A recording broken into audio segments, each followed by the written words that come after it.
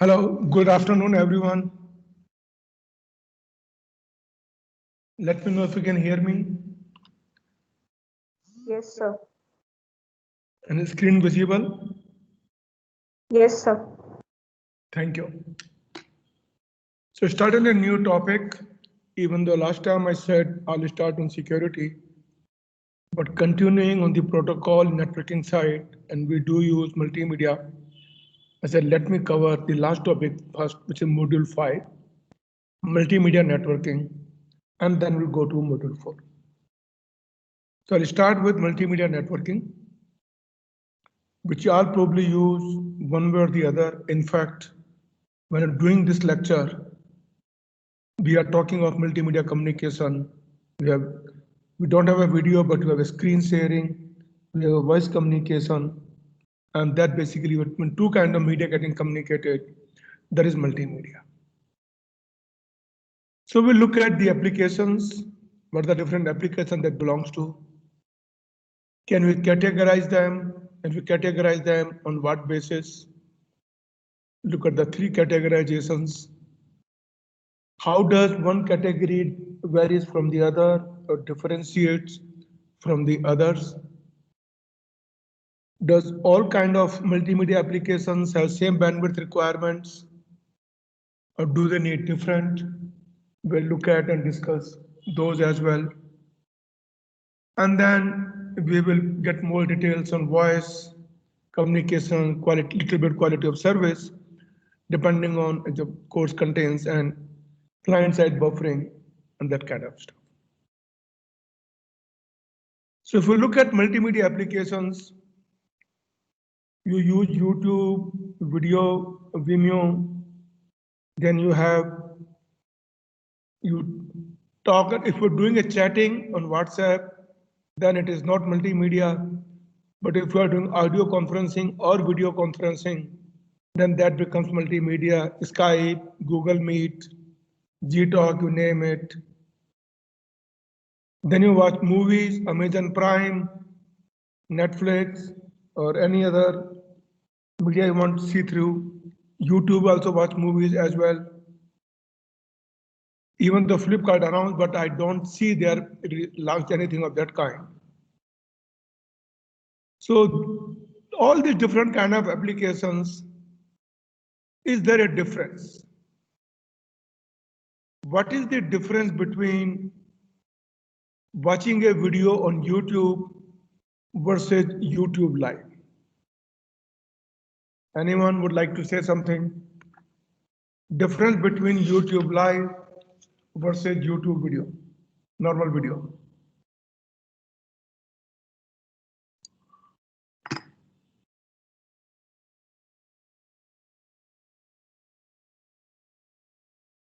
Anyone like to say?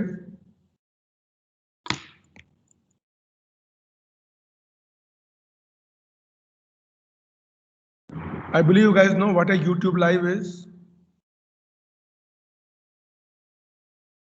Or let's say you're watching a live cricket match, a live IPL or hockey match or football match, a live political rally or whatever, versus watching a recorded rally or recorded movie or something. What is the key difference that you think of? We cannot pause in live, sir.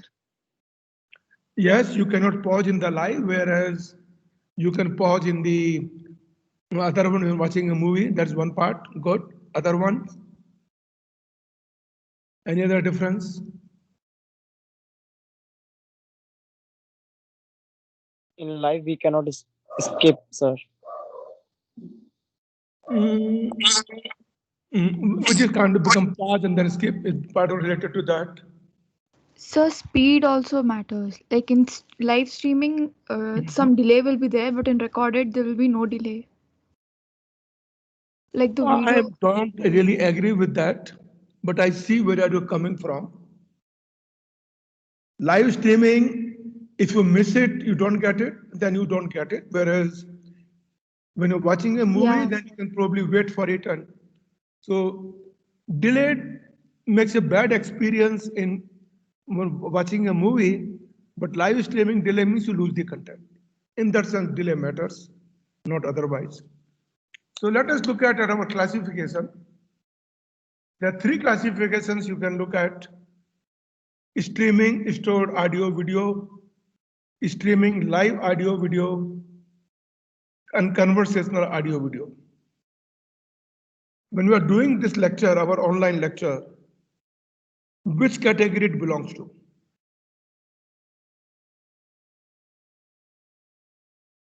Is it streaming live audio, video, or is it conversational audio, video? Conversationalist audio video. Hello? So conversational audio video. Can you explain a bit more why? In this, we can conversation between them, between us and teachers. So Yeah, so because the both way communications and one has to hear immediately. yes, And sir. that is where in conversational audio, if you look at, delay plays very important role. In live streaming, let's say you're watching a live match and everything comes after 5 seconds delay, but there is no loss. So that may still be fine because you're watching everything at a delay of 5 seconds. It is still fine. But if you're doing conversational, because communication happens both ways, a delay which is not acceptable by humans, like when you do a voice communication, what is the maximum delay we are allowed to tolerate? Or voice communication as a human, beyond which the quality is bad. What is the time duration you expect voice video or voice conversation delay is acceptable?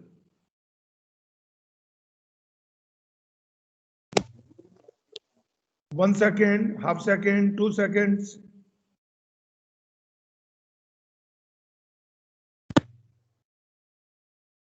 After which you perceive that quality has become bad.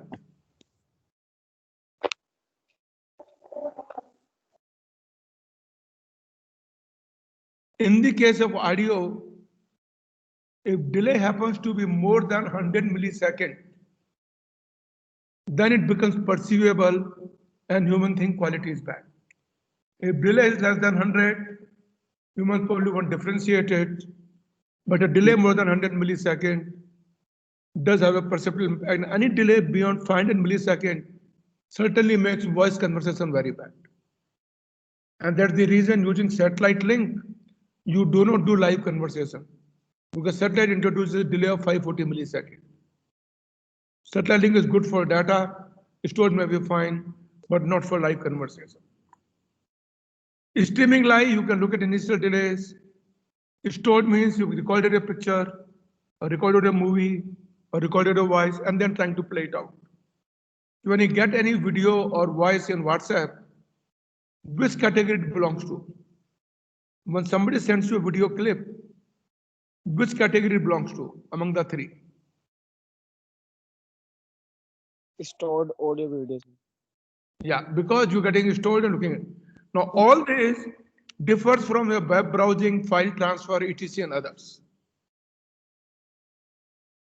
Why it is different from these three kind of applications? They are different from this traditional web, which is browsing, file transfer, email. What is the key difference?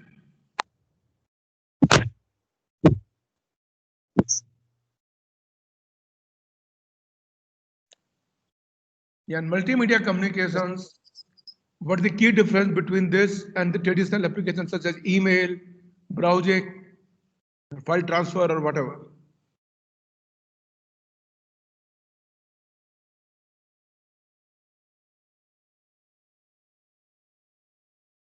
Noor?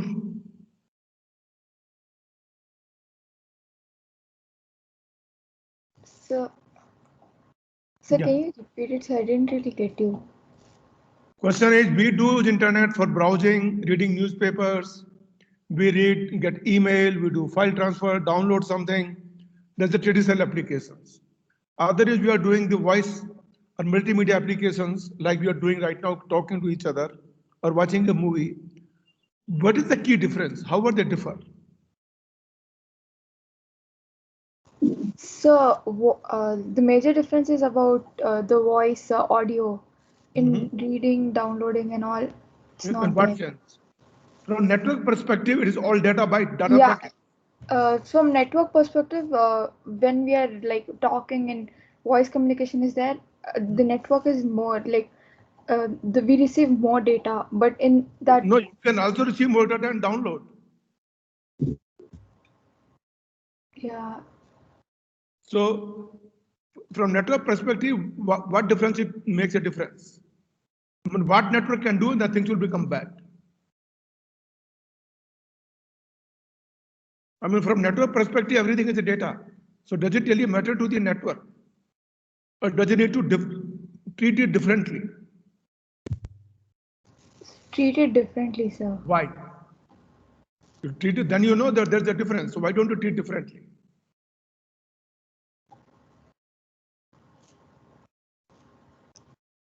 One important aspect is in traditional with browsing or downloading, even if your bandwidth varies a lot, email, it doesn't really matter.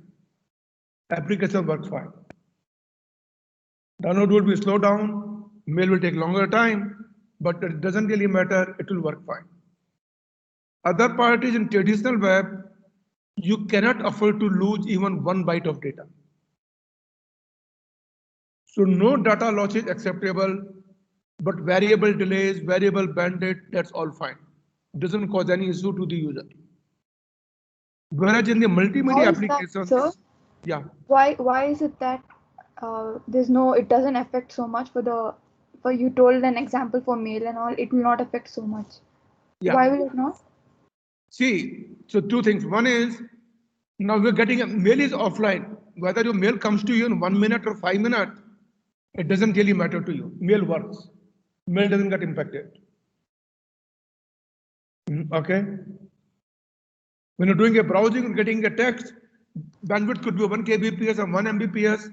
Browser still works. You might get a little bad, but you get the text, so you're still fine. But even if 1 byte is lost, whole meaning could change. Let's say 1 byte happens to be corrupted, becomes a comment, and the whole thing becomes a comment and nothing will be seen to you. So the data loss tolerance is 0. You cannot have data loss in traditional web applications. Whereas when you're doing a voice communication or video, even in a voice, if you lose, let's say, out of 100 bytes, you lose 1 byte, or out of 10 seconds of voice communication, we lose 100 milliseconds of voice. A user can still make out what is being communicated. If you're losing too much, then we see voice is bad. But if we lose, let's say, out of 100 seconds, we lose only 10 milliseconds. It doesn't make a difference. We won't even notice. But if out of 1,000 bytes, we lose 10 bytes for traditional web, whole meaning could completely change. So traditional web can't afford the data loss. Multimedia applications can. The other part is delay is important. In multimedia applications, once we agree upon delay, whatever it is, let's say you want to watch a YouTube movie and you know that it will take about 5 seconds to buffer and then it will be fine. You're okay with first initial 5 second delay, but after you start watching, you don't want any more delays. With traditional web, delay could be varying on the line, doesn't really matter. And that's where the difference comes in. Did I make it clear? Yes, sir. Okay, let's move on. So primarily what happens is when you look at the multimedia applications, we do the buffering, like you've seen the buffering happens. And if network is too low, then our video just stop and say buffering is happening. We prefetch the content so that we can display without delay once prefetch it. We would like that the video quality, depending on my bandwidth, if I'm watching a video on phone versus on laptop versus somewhere else, depending on my bandwidth, I could see a different bandwidth quality.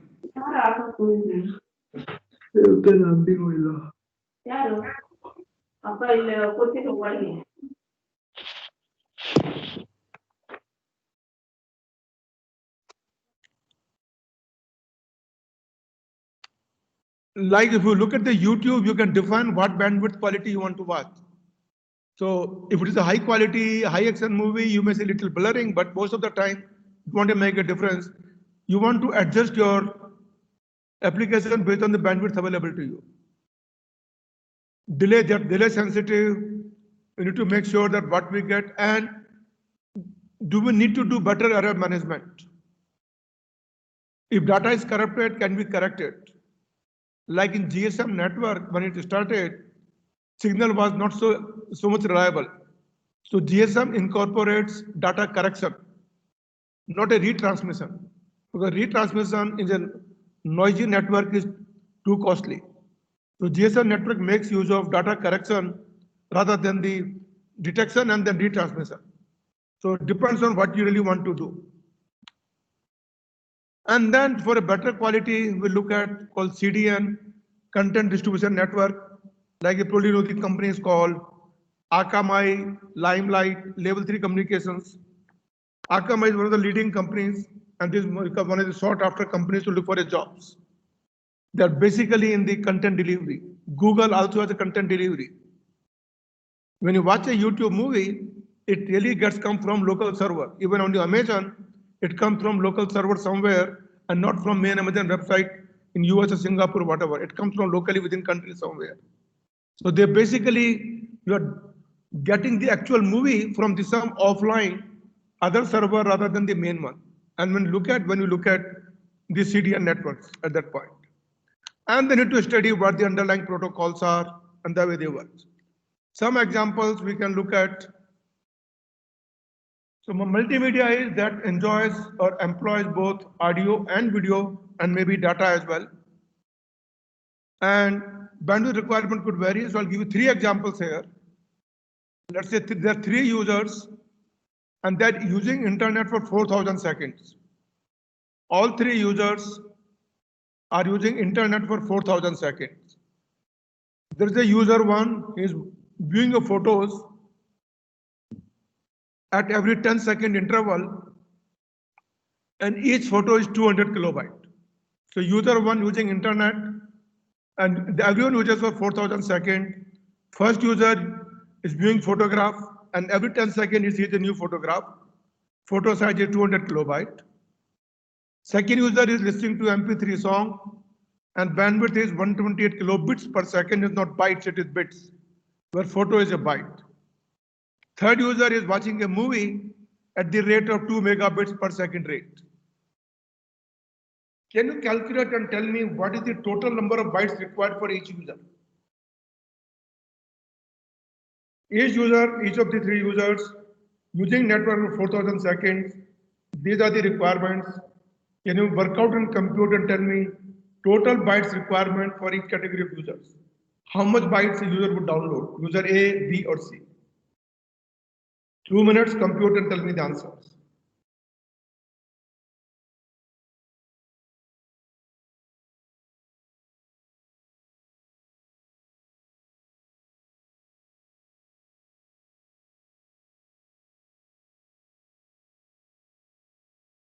Let me know when somebody is done. Anyone?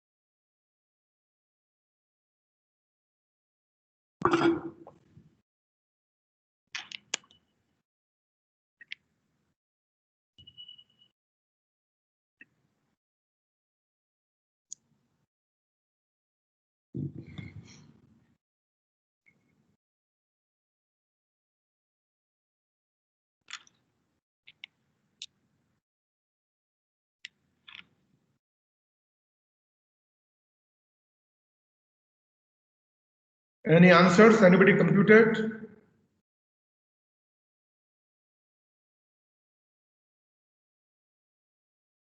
प्रतीक हवाले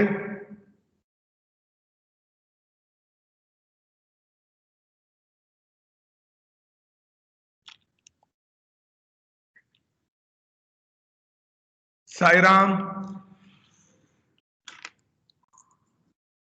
You guys need to respond back. Otherwise, account you are not even there.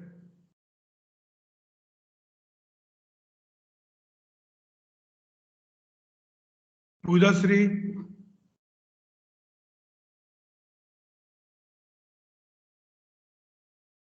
Praveen.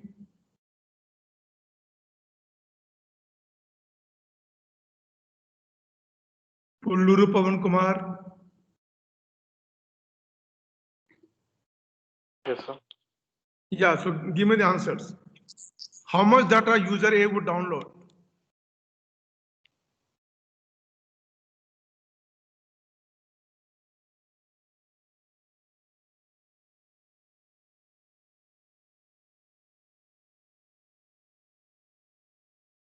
Around 8,000 KB.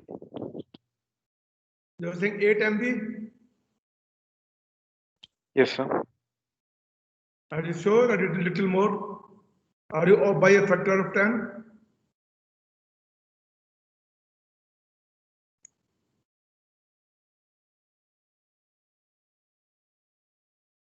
See, he's downloading 200 kilobyte every 10 seconds.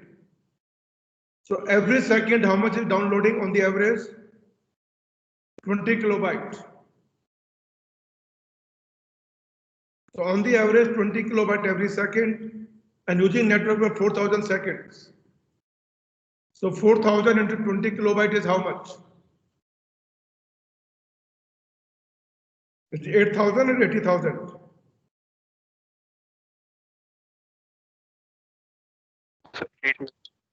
Yeah. So first case, user A needs 80 megabytes. What about user B?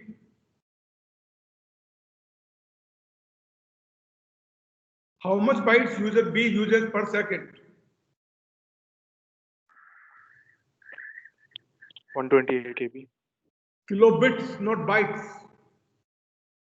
So one thing to remember, whenever we talk about storage, file, media, we always talk about bytes. Whenever we talk about communication, links, speeds, we always refer to in terms of bits. So once it comes to storage, it is referred in bytes.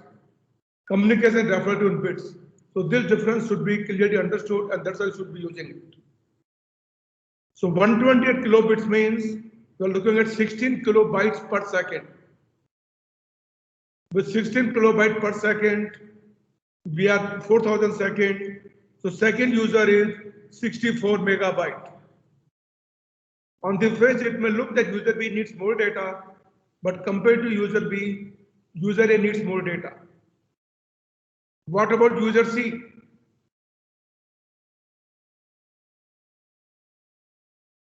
How much data download user C would need?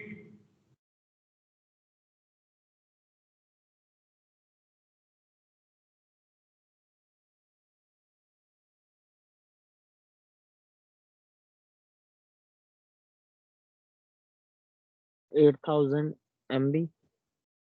How much? Sir, it is downloading 2 MB per second. 2 megabits. Okay. To convert into bytes,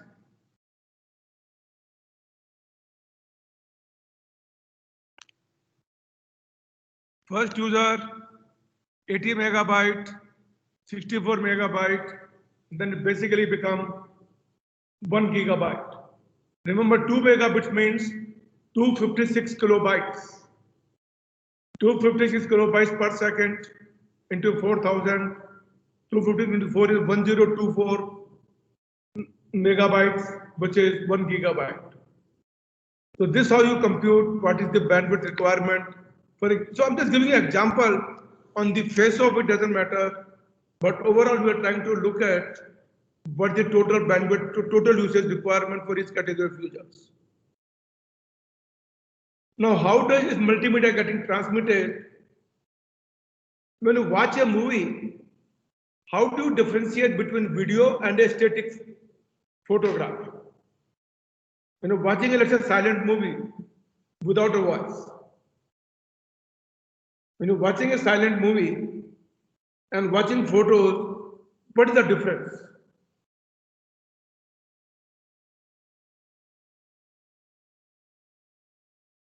So photo is a single frame, video is a stream of frames. Yes, at what rate? At what rate you think it is a video, and at what rate you say no, it is a sequence of photos? What is the minimum rate frames should be shown to us so that we know it is a running movie and not a sequence of frames?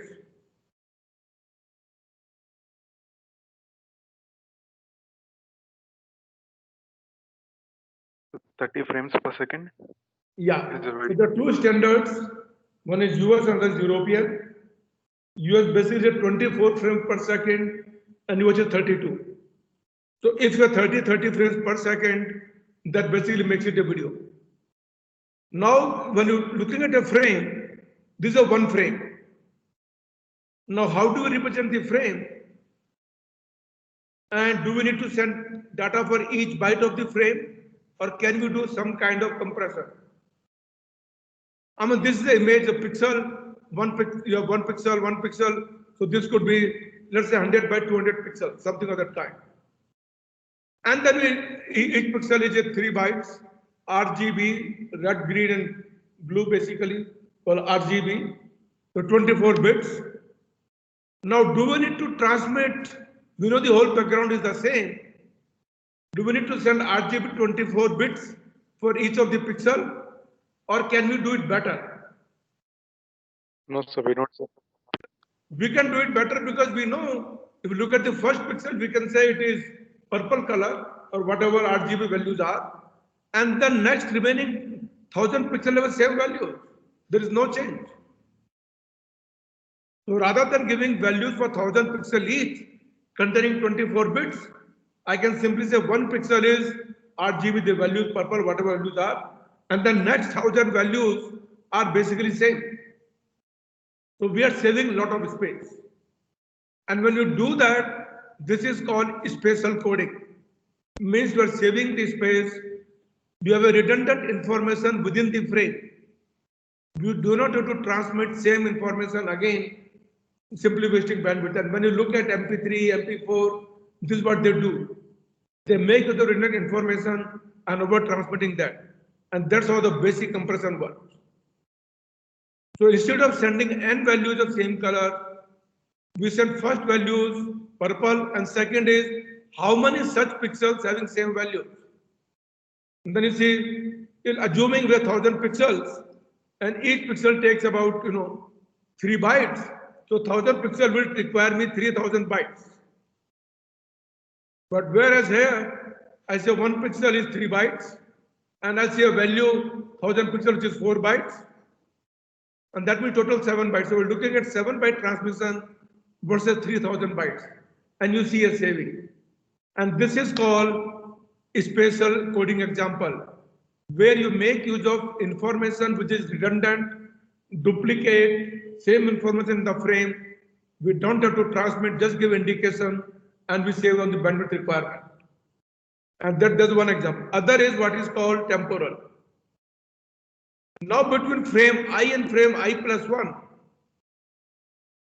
there's a very minor difference. Not every pixel is changing. Some pixel might change.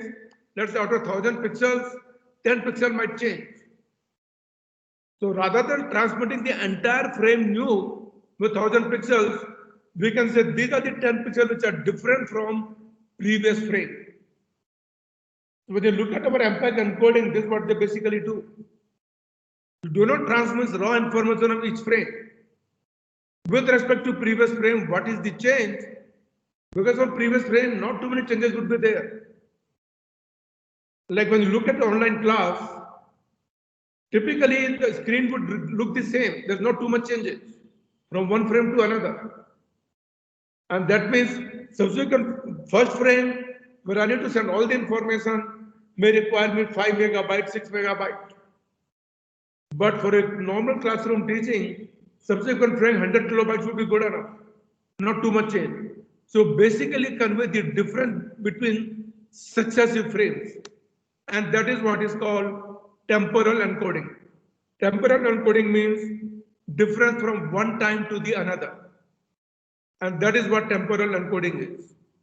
And that basically what is used. And that way you are saving on the network bandwidth. If you were to send raw bytes for each frame, we may require too much bandwidth.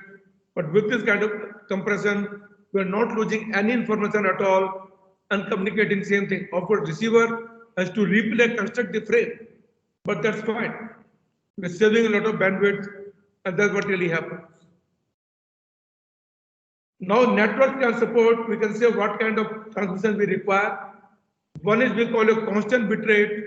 That means we are saying we will always use fixed number of bytes transmitted per second.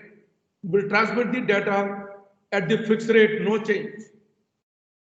Other is we could be transmitting at a variable bit rate depending on the encoding scheme. Our data rate might change or keep increasing or decreasing. So when you look at the encoding example like CD-ROM quality video, MPEG-1 or DVD quality called MPEG-2, and then you have MPEG-4 which is internet.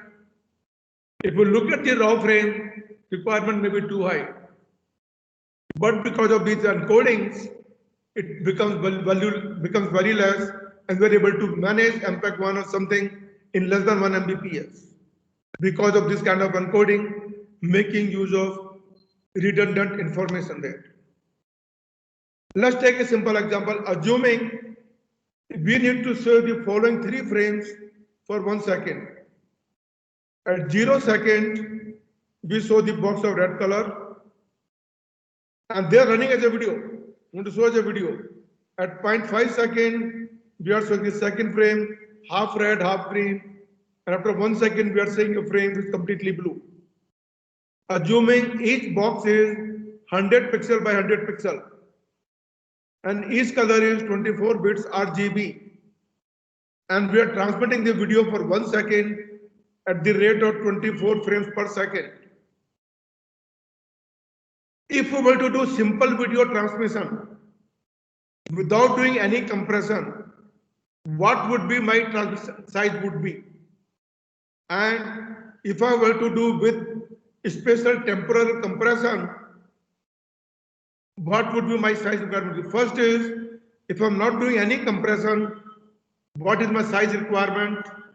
And if I'm doing this temporal and special compression, what would be my size requirement? Can you quickly work out and tell me? 2 minutes. So user need to see a video for 1 second. It starts at this red box, sees the red box for half a second, then sees it for start a half second, it sees the red and green box, sees for next half second, and then lastly just sees a blue box.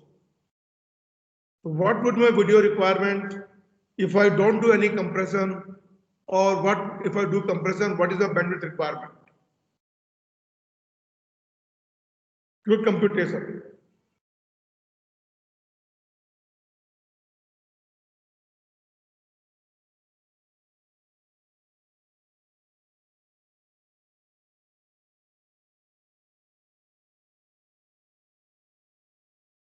Spend 2 minutes and compute.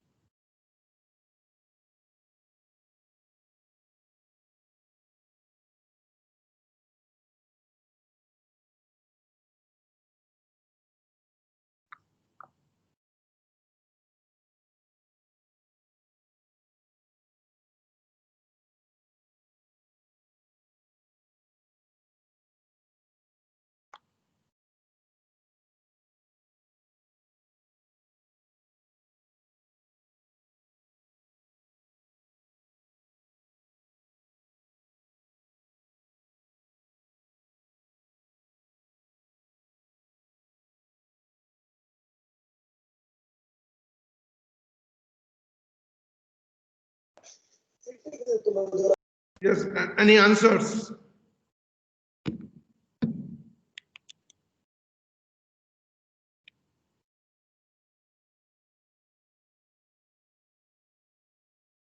Ritana,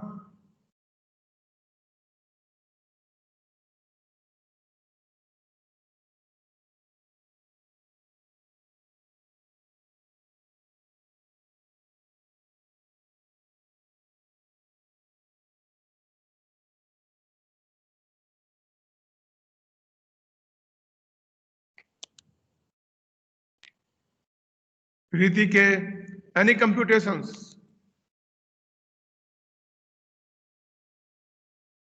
Shivani, Shiva Prakash,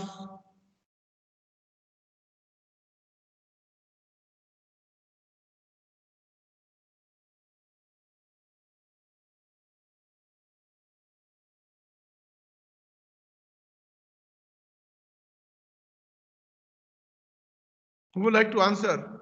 Guys, be quick.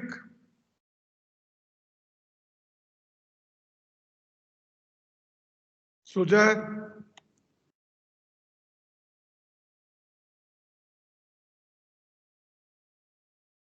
Sujay, are you there?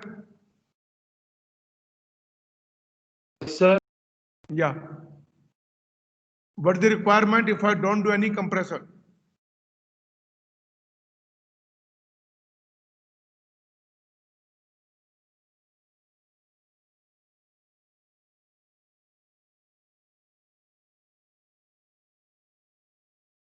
Okay, what is the size of each frame? How many bytes I need for each frame?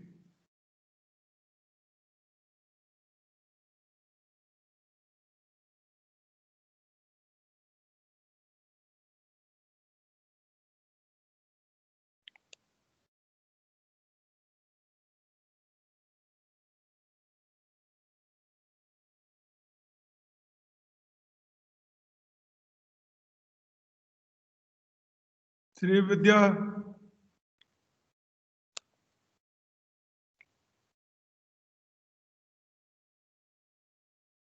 what is the size in bytes for one frame? Where I'm transmitting this image of 100 pixel by 100 pixel.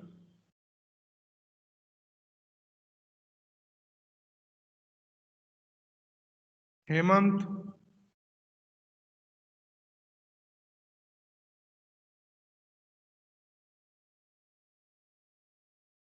Shaktivel, yes, sir. yeah. What is the size of one frame in bytes?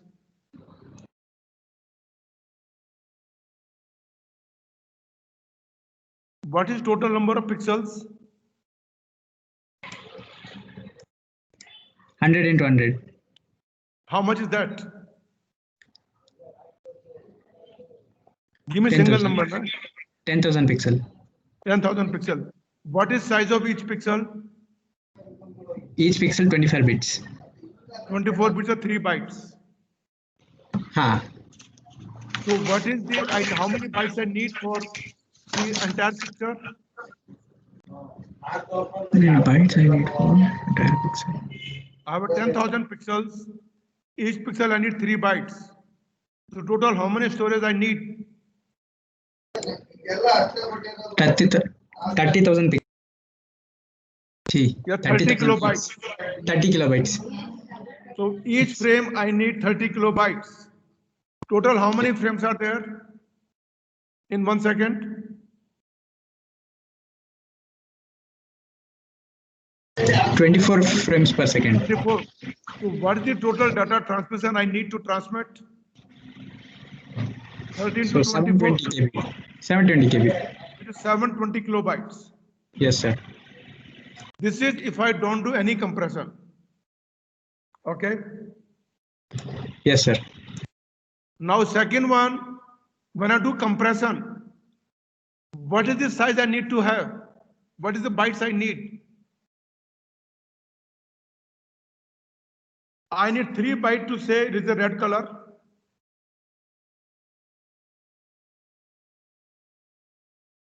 Okay.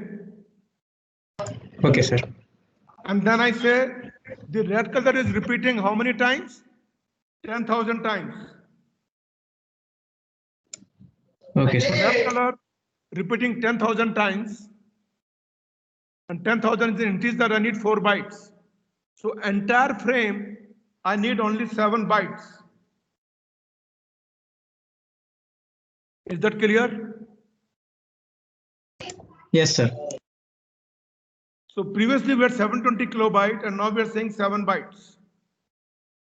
Now for next half second, is there a change? There is no change. We are seeing the same red picture.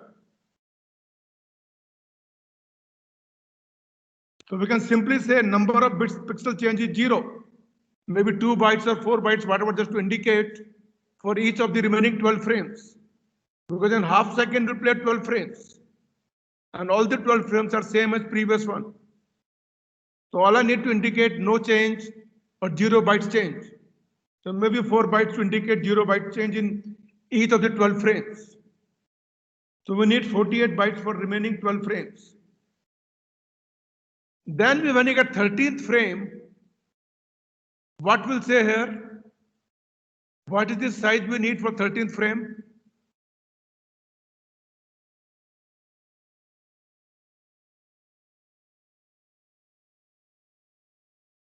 Thirteenth frame, we would say red byte, which is red color, 3 bytes, repeating 5,000 times, and green color repeating 5,000 times. Because total is 10,000 pixels. So second frame, red color, which is 3 bytes, repeating 5,000 times. I need 7 bytes for that. Next, 3 bytes for green color and 5,000, again 4 bytes representing 5,000 times. So total I need for this frame 14 bytes. And remaining 11 frames, I would say no change. Again, we just say 4 bytes of information 11 times.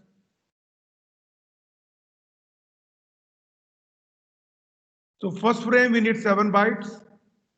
Next 12 frames we need 48 bytes. Then at the 13th frame, we need only 14 bytes.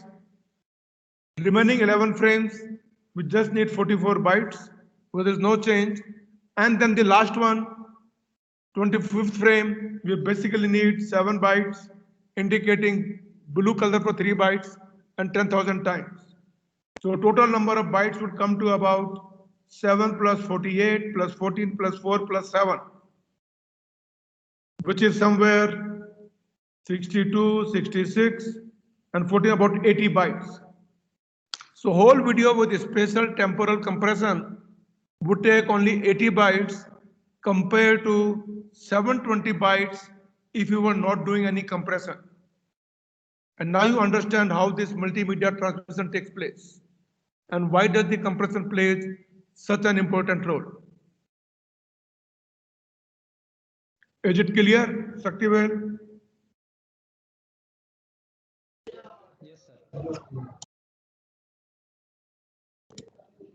Any doubts about this? No, sir. So work out it out so that you can understand what you're trying to do. Now let us look at audio. How do we communicate the audio? When we speak the audio, it is a continuous. But when you transmit, we need to take a sample that we need to digitize.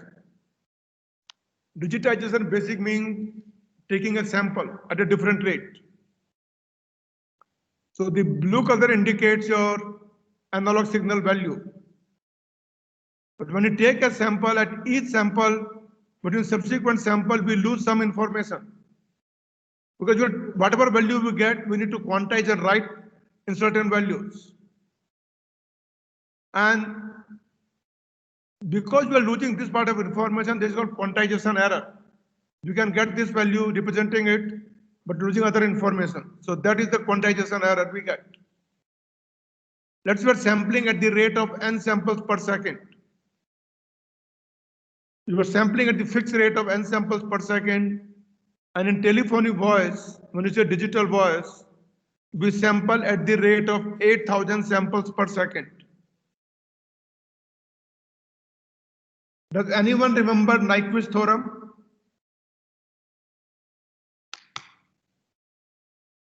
You know what Nyquist theorem is? NYQUIST. You might have studied last semester. When you convert analog to digital and you want to reproduce back from digital to analog, what should be the minimum sampling rate be?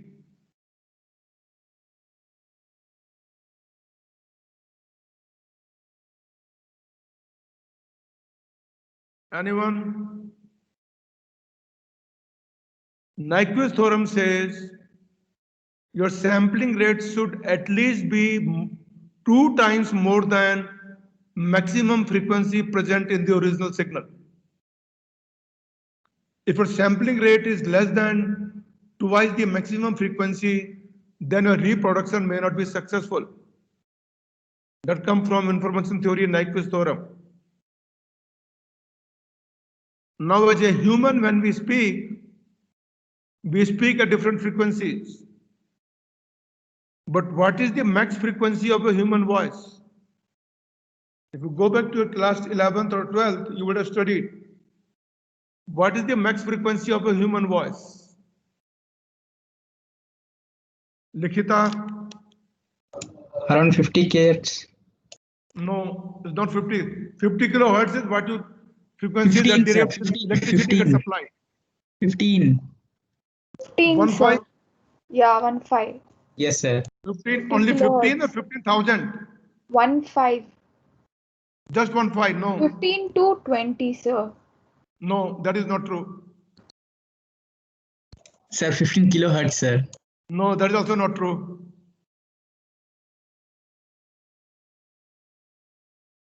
Anyone? Human voice frequency ranges Sir, from 100 to 120 hertz. no, it is between 300 to 3400. Human frequency ranges from 300 to 3400. So that means in a typical human voice, max frequency is 3400. So rounding it to 4000 and doubling it, and that is where we sample the voice sample at 8000 samples per second. So that when your voice is digitized, we can convert it back. So even though typically it's 3400, some cases maybe more, max is taken at 4000. My sampling rate should be double the max frequency, which is, and then that's why it becomes 8000 samples per second. When you look at CD quality music sampling rate is 44,000 per second. Human voice 8,000 samples per second. CD quality 44,000 1 second. CD again you have a mono and stereo. In stereo rate is doubled. Now each sample we represent by a byte means 8 bits. That means you basically cannot 256 possible values. Anything in between we lose out, and that is quantization error. And you probably seen that when you say the PCM coding, pulse code modulation, I don't remember whether you studied that last semester or not, but the basic raw speed is given as in terms of 64 kbps, called PCM encoding. It basically comes from one voice channel. One voice channel is said to be 64 kbps. Why?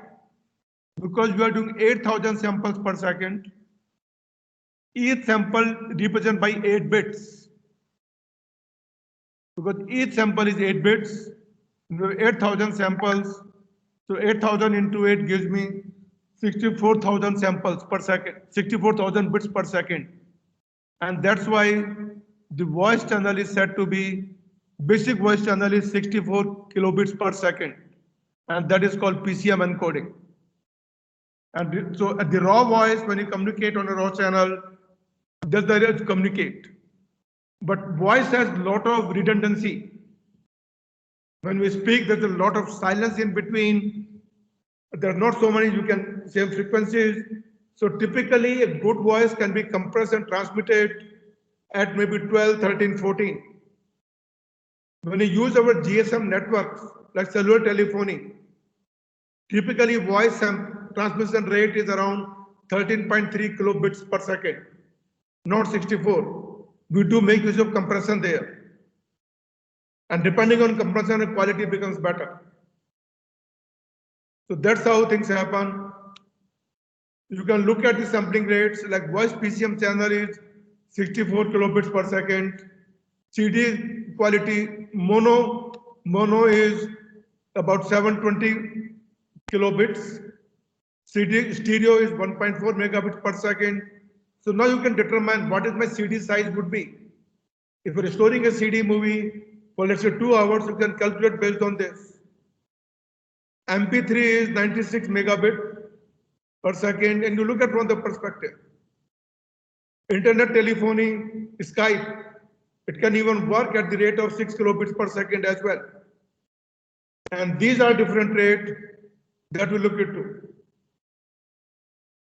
One thing that you notice is about audio versus video. When you are doing a live conversation, we do not want any audio disturbance.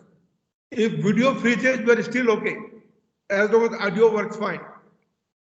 As a human, we are more susceptible to audio getting disrupted than video freeze. We can tolerate video freeze, but audio quality then will be very, very bad. So audio is more sensitive to human than the video freeze. So I'll stop here and we'll continue from here the next lecture. So I recommend to review, study, plan those, and work it out. And we'll continue from here next lecture. Any questions? Please let me know, otherwise we can stop.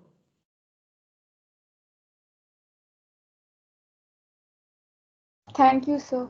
Thank you.